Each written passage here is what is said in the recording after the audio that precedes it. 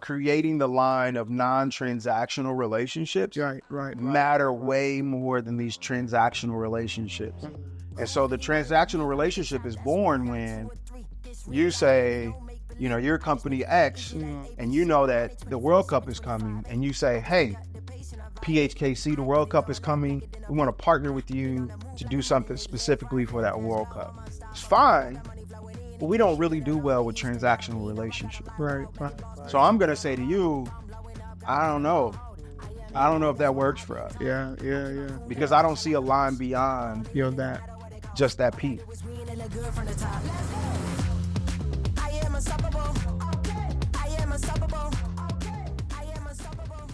The question today is, where are we and what are we doing? We are on 31st and Charlotte. See, one of my goals on this show is to showcase how cool underdog cities and the entrepreneurs and founders are, but also to show resources on how founders, small business owners can be able to succeed in different cities. And today, we are showing one of the locations for small businesses in Kansas City to get funding, mentorship, whatever you need as a small business. We are at PHKC to meet one of the founders, Dan Smith, to talk about their funding, their mentorship for small businesses. Our next stop is probably going to be a startup, but for right now, let's go meet Dan and see what they got going on for entrepreneurs.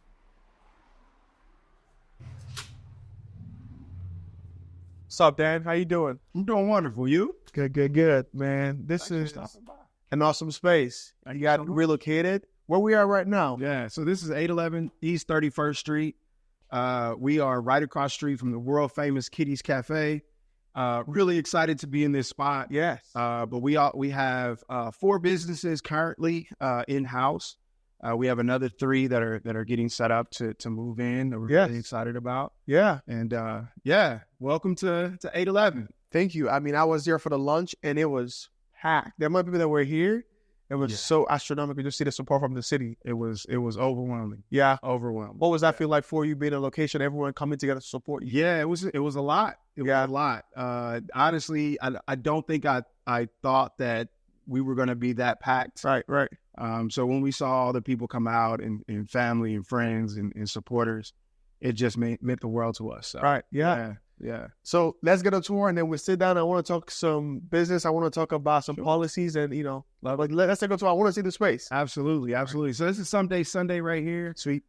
She does all natural vegan skincare. I know LaToya Searles. Yeah. Yes. I'm familiar with her work. She's I always want to make sure that I'm getting it right. Yes. You know what I'm saying? I'm with you. I'm with you on that. Absolutely. Sweet. All right. So if you come on over here on this side, we have Weirdo Nails and we have Thrift the Runway. So Weirdo Nails, she actually custom creates nails that young girls, women can come, and actually they're temporary, so they're stick and pill. So basically, if on Monday you felt like repping the Chiefs, and on Tuesday you felt like repping the Royals, that's dope. Literally, women and like I said, little girls can transition. Thrift the Runway is like a upscale. She does upscale garments. Okay. So we're really excited about what the work that she's doing. She has a tour of Kansas City that she does where they go around to all these really cool thrift stores. She takes ladies and men too. Yes. And they're just doing some amazing stuff. Interesting, sir. So I met her at the lunch. Yeah. So that I've never had the good luck in finding things as thrift stores. My friends always tell me, I got this nice backpack, I got this nice pants, and I go there. I'm like, how do you guys find it? Yeah.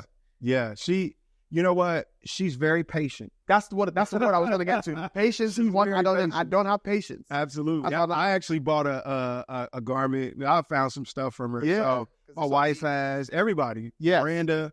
These are neat. These are very, very neat. So I don't have the patience for that. So I'm glad we have a business that does that. So I can just select it.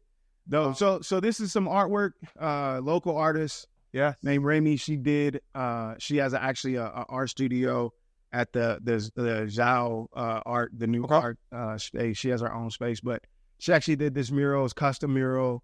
Miranda made sure that my handwriting was built into this this art piece.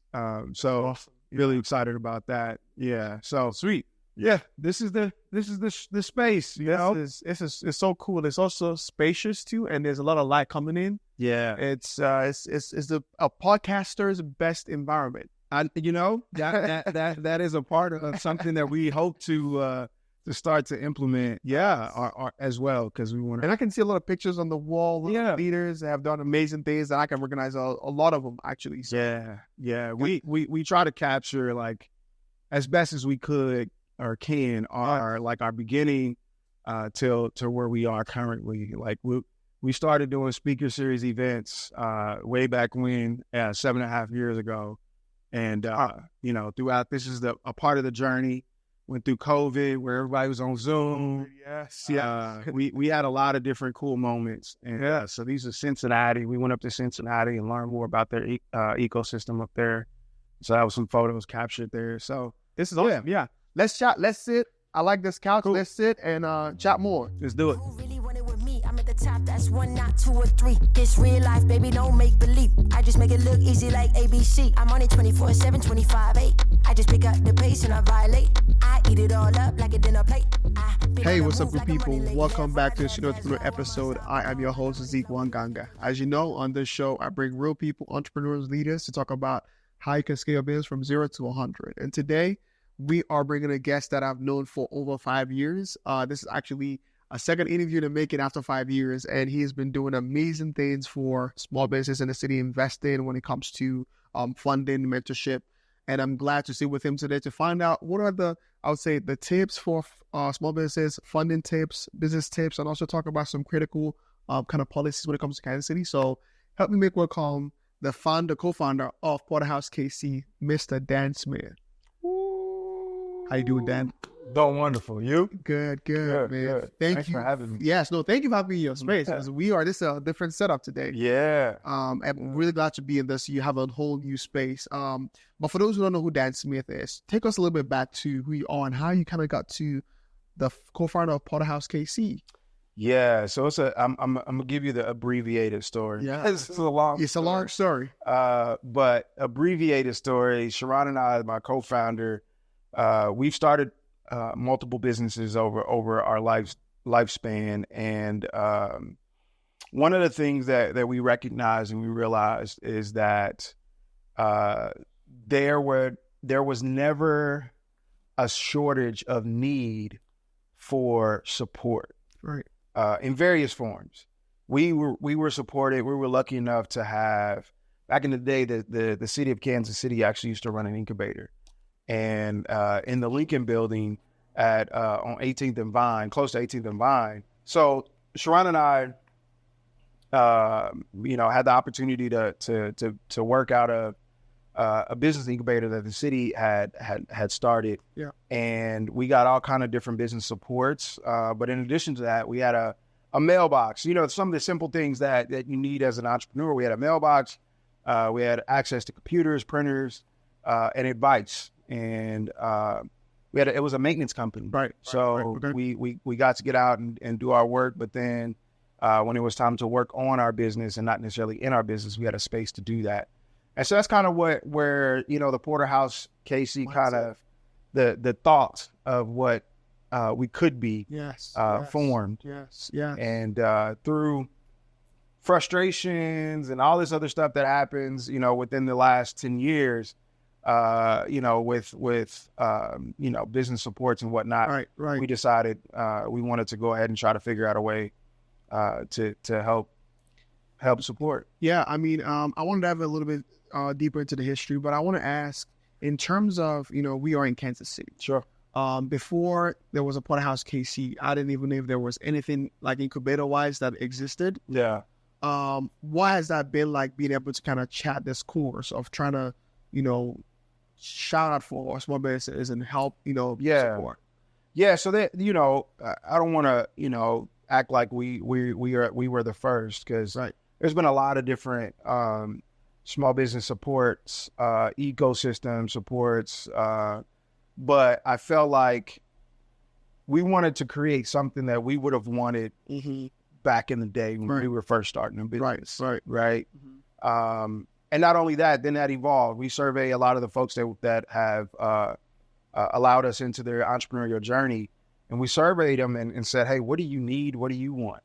Right? Not only what we feel like we want to be able to provide, we want to make sure that we're meeting people where they are. And so, so this is what that's been. I don't, and this is just a me thing. I don't feel like it has been anything, like this is, people do things like this all the time. Right. In their own way. Right. And so we're just on that path. We're just charting the path that we feel like, God put in our place. And, exactly. Yeah. And we're just doing what we could do to help where we can. Yeah, I think something interesting to me is, I was doing a little bit of research to see how many jobs that has been created by small business entrepreneurship in Kansas City, and it was over 20,000 jobs. But I think the most daunting thing for me sometimes that I can't understand why it is how I feel like in our city there's not a lot of focus on entrepreneurship. We have a lot of ecosystem builders. We have a lot of nonprofits. We have the launch KCs, right? Yeah. Of KC sourcings. But I feel like when it comes to actually supporting, and then I want you to kind of speak on that because you probably are in that means of trying to get funding for small business. Yeah. Like, what are you seeing those areas? Yeah, and so that I guess that was one of our hiccups or a hill that we had to climb because we had to normalize what small businesses look like for us in the urban core. Yes. Technology, tech talk, acceleration, scale up, all of these terms that are really focused in the high growth tech-based businesses were getting normalized into our spaces as well. So then you had a lot of folks that come from where we come from talking about, I need an investor, or I need some seed funding, or I need to open up a round. All these things that really should not be a part of those conversations. Right. And so we had to normalize what self-funding really looked like. Exactly. Yes. What friends and family really look like. We had to really try to dive deep into, the focus on grants and things of that nature. Because like you said, I think a part of the reason why there has been this disconnect with support is that a lot of the entrepreneurs that are out there don't necessarily know where to go, to get the actual assistance that would benefit them. Right. I mean, I think it's also again, where to start. Out of what age of a business do you need this resource, or where do you go to start that journey, right? Yeah. So in that same context, I know that I definitely want to understand for people who are watching, because my whole goal for this season is to be able to showcase innovation in Kansas City, in Missouri, KCK, and figuring out if you're a startup, where do you go to? If you are a small business, where do you go to? Where do you start? Sure.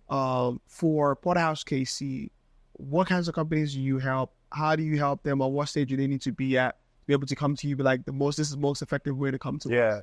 Great question. So what we learned early on is that we recognize what we sucked at. So we don't do well with ideas, individuals that have ideas. Right. And not because anything more than the traditional businesses that we've supported have been in business at least 6 months to 3 years, right? When we incorporate individuals that have ideas, it creates a, for the individuals that are really just trying to get off there's an imposter syndrome. Right. There's they start feeling these ways because you're sitting in a room with people that are actually working on their businesses and actually generating some type of income or some type of financial gain. And they're not there yet. But then they look at those individuals and they say, well, they start comparing themselves. And we don't like that. And so we had to make sure that we made a delineation between who and what we support. Exactly. Versus who we can refer to other organizations. And so, 0 to 3 years is our sweet spot. But we've had individuals that have been in business 10 plus years working with us. And then Yeah, not too much younger, not too much younger than that 6 month time frame. But yeah, so we figured out our sweet spot. We figured out what we sucked at, so we can lean into what we're actually better at. And as it relates to resources, there's a ton of resources. Like you said, there's a ton of resources in our community. Not everybody has marketing budget. That's right. Especially like nonprofit organizations. We don't have like a marketing budget, right. Advertising budget. And so that becomes difficult because then we're relying on, what we do ourselves. Exactly. Yeah. Social media, things like that, and email blast, all those type of things. But then we rely on word of mouth. But I think a lot of the support organizations around kind of fall into that similar situation where they don't have marketing budgets right. to really like push commercials, push radio, push ads, all these different things that bigger businesses or for-profit businesses can actually tap into, right? Yeah. And so that becomes difficult for us. So like what we've been able to do is we've been able to garner some traction with media and things of that nature. And so that's what we lean into when we're ready to promote programs and things like that. We reach out to our partners like KC SourceLink, but Startling News, the Business Journal, some of these other publications, news stations and things like that. And so it's benefited us, being able to elevate our positioning, but that storytelling piece and that internal marketing budget, exactly, we got to figure out other ways to, gain awareness. And I mean, I think too, when it comes to marketing, I feel like, especially with entrepreneurs and founders, I think the authenticity part of it is what people want to see, because they want to see who is behind this and what is their mindset, right? But I want to ask this because I know that, if a small business is watching right now, what have you seen, if you would say 3 to 5 things that you've seen that businesses who come to you actually succeed to get them to a point where they can become self-sustainable? Like, what are some key things you think they should be doing or thinking about? These are going to sound very, very different than what most people think. You need to be successful. Right. My first and foremost is being unreasonable. There's this quote, it's called The Unreasonable Man. And it's something that resonates with us because in order to do this thing, in order to be an entrepreneur, in order to really drive growth, in order to push beyond boundaries that you didn't know existed, and then once you become aware of them, to get past those boundaries, you have to be very unreasonable. Right. And what does that mean? That's like, I have to be okay with getting no's 1,000 times more than I get that one yes. Yeah. That's being unreasonable. Yeah. Right. So that's one piece. Another piece is being consistent. Consistency, although the word sounds, it's pretty a simple word, straightforward. It is one of the hardest things to do. Right. Yes. You have mental blocks. You have other physical barriers that present themselves. And so for you to stay consistent, that's one of the hardest things ever. But if you stay consistent in an unreasonable way, you're going to find that success, right? Stay prayed up. And so these are all like abstract solutions or suggestions, because the work is always the work. You're always going to have to work hard. You're always going to there's always going to be some paperwork for you to do. There's always going to be a project for you to complete. That's right. There's always going to be all these other things that are just a part of this process. And if you can't get to a point where that stuff is just par for the course and I just have to get through it, then entrepreneurship is going to be hard and like, it's already hard and lonely, but it's going to be way harder and way lonelier. Yeah. Right. If we can't get through the simple thing. Right. Is there a system you can you have in place for, because I know a lot of small businesses, if you have 2 or 3 people, you struggle on completing projects. Sure. Is there a like you would say, a system or a strategy to be able to manage your chaos, so to say? Yeah, collaboration. Figuring out how to collaborate. You're not going to be strong in most areas. You're going to be strong in the areas that matter the most to you, but then there's going to be some areas that you lack. And you have to be able to find people that complement you. Miranda Schultz, she's our director of programming.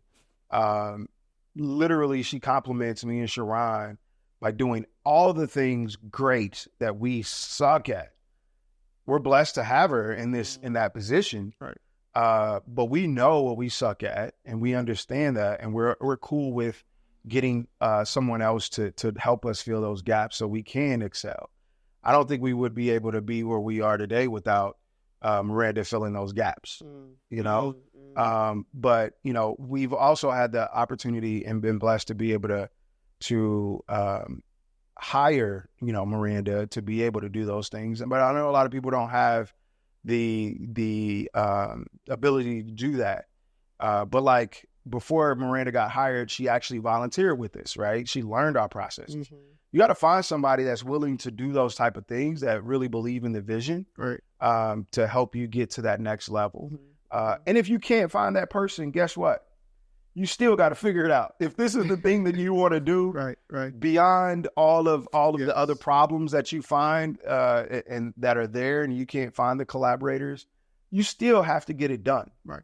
There's ChatGPT. There's YouTube University.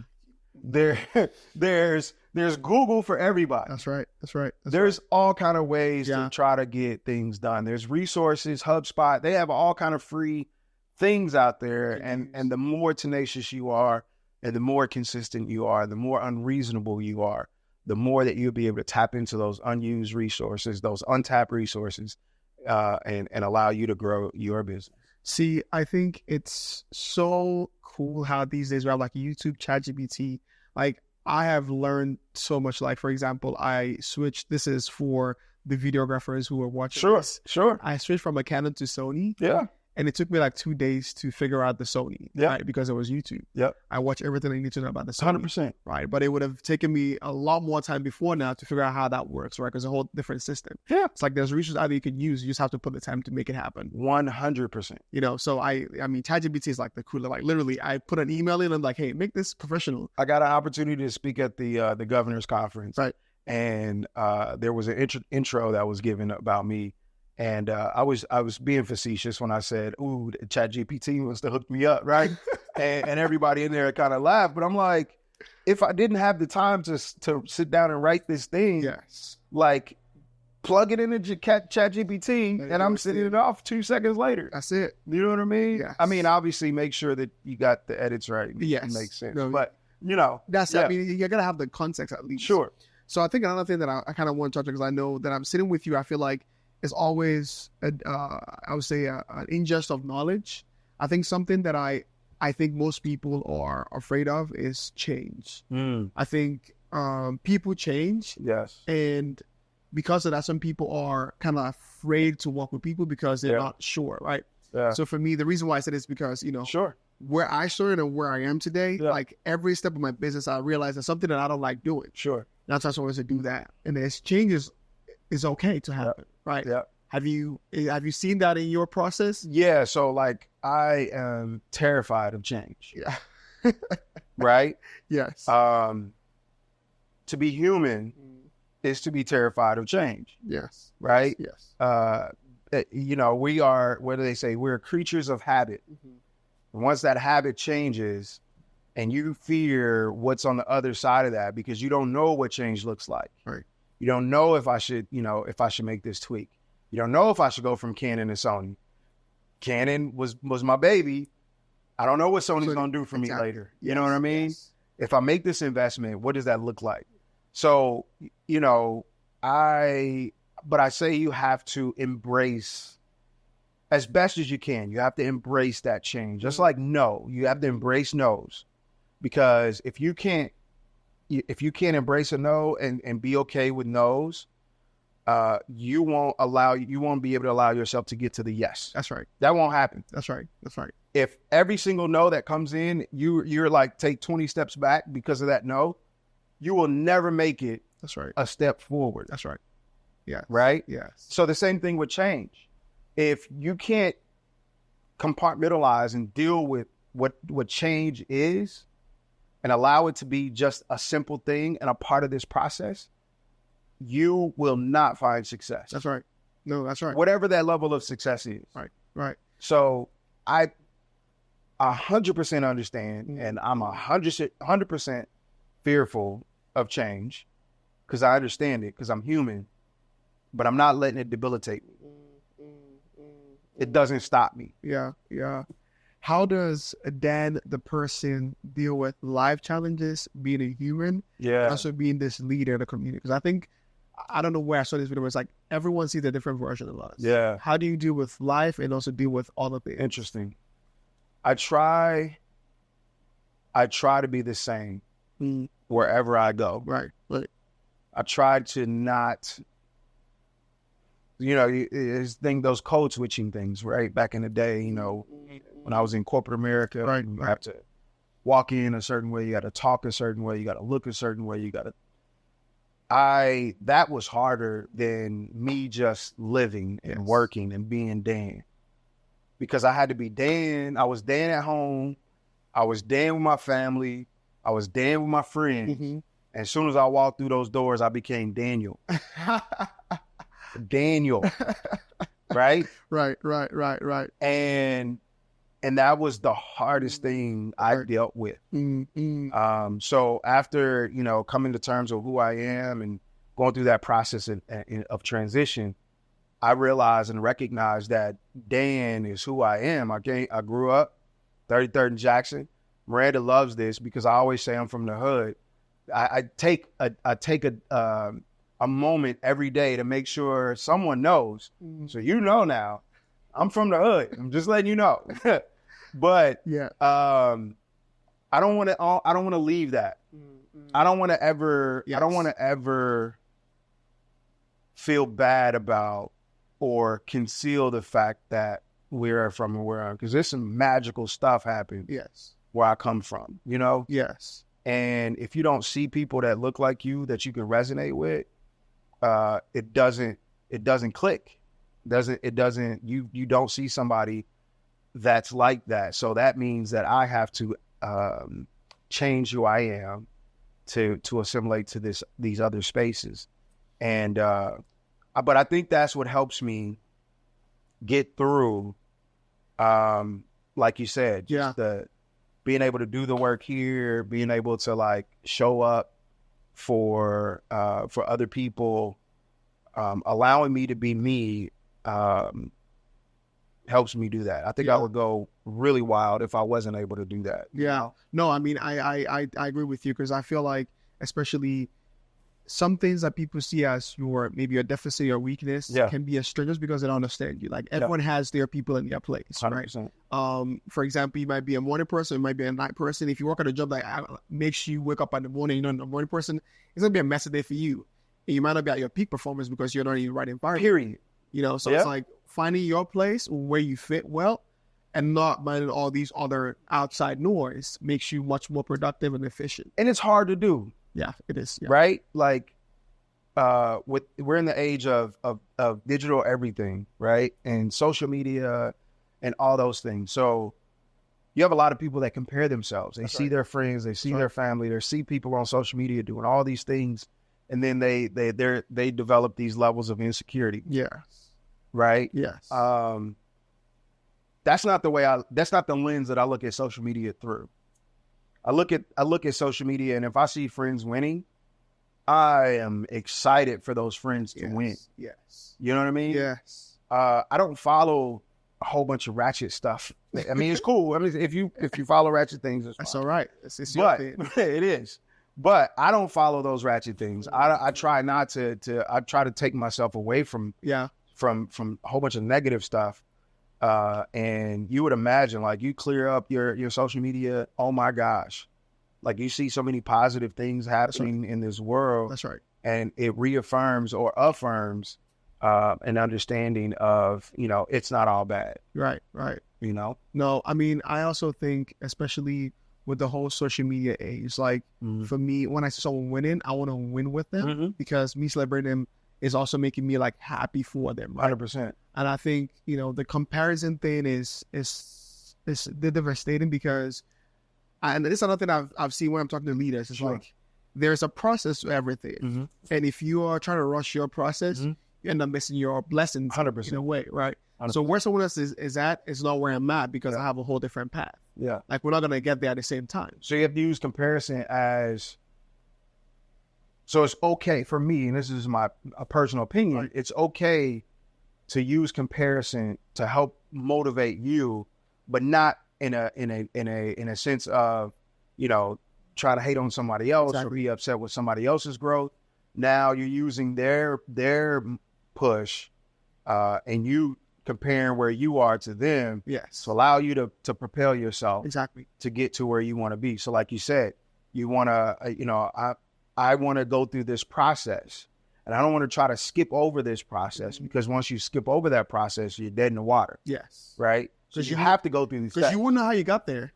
Like you can't explain it. You know? and like I said, there's no secret sauce. No. You just gotta figure it out. You just gotta figure out. There's no secret. Yep. So when you say how do people become successful? Like I use Michael Jordan as an example. You know, everybody knows Michael Jordan, but during his Hall of Fame speech, he talked about greatness, and he talked about all the sacrifices that he had to make to be the person that he became. Right. And he's like, I sacrificed life for my kids, sacrificed life with my wife at the time. He sacrificed his family, like all of these sacrifices to become the best basketball player that he can be, and hopefully the best basketball player ever. Right? So it's like, what are you willing to give up? I'm not willing to give up my family and all that. Like MJ has got it. Yeah. However, there are going to be sacrifices. That's right. Regardless. That's right. So how far are you willing to go with those sacrifices? I mean, that means everything. Yeah. Man, this has been a great one. We're coming towards the end of it, but I think for me, it's, you know, just sitting down and kind of like, I'm a sponge. I like to learn. I like to see what other people are doing. So I think one thing you mentioned is collaboration. Yeah. If I see someone who I think is doing better storytelling than I'm doing, I'm like, hey, let's connect. Let's collaborate. I really love what you're doing. Let's work. Or teach me. Teach me. Because like we got something that I don't have. Absolutely. And I want to see that flourish, right? Yeah. It's never, oh, you're doing this. The only time I might think I don't want to work with someone is because I feel like, there's something else they're doing that is not my fit. Sure. Right? But if I see you winning, I want to be able to collaborate with you. I see that, you know, what is it? The people who did the Avatar movie, you know, they brought in the best animators, brought in the best people. And the same with Apple, they bring the best people. Together. You got to work together to get the best product. Absolutely. So there should be more collaboration as opposed to competition. Yeah. But I want to ask you this as we're going towards the end of the show. Sure. As you look at Porterhouse KC, what is the future, especially in keeping in mind the World Cup is coming here? And I think the other biggest thing was the draft that came in. People was like, hey, then support small business. How can we position ourselves on what should we be doing, or what is Porter KC doing to make sure that that happen? So this is the thing. We never have like a thing in mind as the end goal. Meaning the World Cup is a huge thing that's coming to Kansas City. Right. We have to figure out how to get businesses supported in that. But we didn't start our relationship with the partners that we started our relationship with because of that thing. We started because it made sense for the support of everybody that we try to support, right? And we try to push, and we want to create these lines of resource to all of these partners because you never know when they're going to come in handy. But I say all that to say, like, the chamber, the KC Chamber has been a really cool, Vicky Kulikov has been a great partner of ours. Yes. And anytime there's dialogue about the World Cup on their end, they say, hey, you know, I know Dan and the Porterhouse team has connectivity to XYZ type of entrepreneurs. We're looking for XYZ type of entrepreneurs. Let's reach out to them and see if they have people that we could plug in to what we're doing, right? And so, but because of the past relationship that we've been able to create, there's an easy line there. There's not this, I'm doing this just because of this thing, right? This is just a continual relationship. And I think that creating the line of non-transactional relationships matter way more than these transactional relationships. And so the transactional relationship is born when you say, you know, you're company X and you know that the World Cup is coming and you say, hey, PHKC, the World Cup is coming. We want to partner with you to do something specifically for that World Cup. It's fine, but we don't really do well with transactional relationships. Right. So I'm going to say to you, I don't know. I don't know if that works for us. Yeah. Because I don't see a line beyond that. Yeah. Just that piece, you know? And so that's kind of the lens that we work through in all of our relationships. Now we got relationships with Raytown High School, Center School District, or Raytown School District, KCPS. We have relationships with UMKC, KU, KC SourceLink. All these groups that we have relationships with they're not lived in a transaction. Right. No. They're lived in long-term relationships. Yeah. No, that's powerful. I've been reading this book, Simon Sinek's Infinite Game. Sure. And it talks about leaders who are, I would say, limited-sided as opposed to leaders who are solution-minded, right? So he says the founder of Apple is a leader who is vision-minded. So if you think of everything as an end goal, you get to the end goal and there's nothing else to do. But if you think of it as this is our mission, this is what we're trying to solve, it's always going to be something to be able to solve as opposed to you being at that block where you just stop. 100%. Right. So I think just hearing that from you confirms that, you know, this is you're doing the right thing because it's more, it's not just we get this and we stop. No, it's more of we are building something that impacts more people in lives. 100%. So 100%. Thank you so much, Dan, for having me in your space. Thanks for coming. No, thank you. It's been 5 years in the making. Yeah. I was like, let me pull up to the new spot. Hey man, I'm proud of the progress that you've made and the team has made. You guys are doing some phenomenal things. I know you're working with Mal, Kamal. Yes. She's actually a student at KU. I teach at KU too. Oh, wow. Okay. I teach entrepreneurship up at KU. Wow. I did not know that. Yeah. So it's pretty cool. Yes. I just love to see your work, man. I follow you, obviously, all over. Thank you. Watch the shows. And, man, I'm excited for where you are because everybody's like, what's next? Yeah. I don't care about what's next. I'm excited for what you're doing right now. Thanh you. I appreciate that. You know what I mean? I appreciate that. Yeah. That really means a lot. I mean, it's like, especially with where we're on in Kansas City, I believe there's a lot of potential in entrepreneurship space, startups, small business. I think for that to happen, Story has to be part of that. I love it. And that's what we're trying to do. So love it. Thank you again for all you do. Love it. And for those who are watching from home, you know what time it is. It's been another Fight Up Studios Sales per episode. It's your host, Zeke Wanganga. We're signing up, but don't go nowhere. Catch you on the next one. Pick up the pace. Go. Pick up the pace.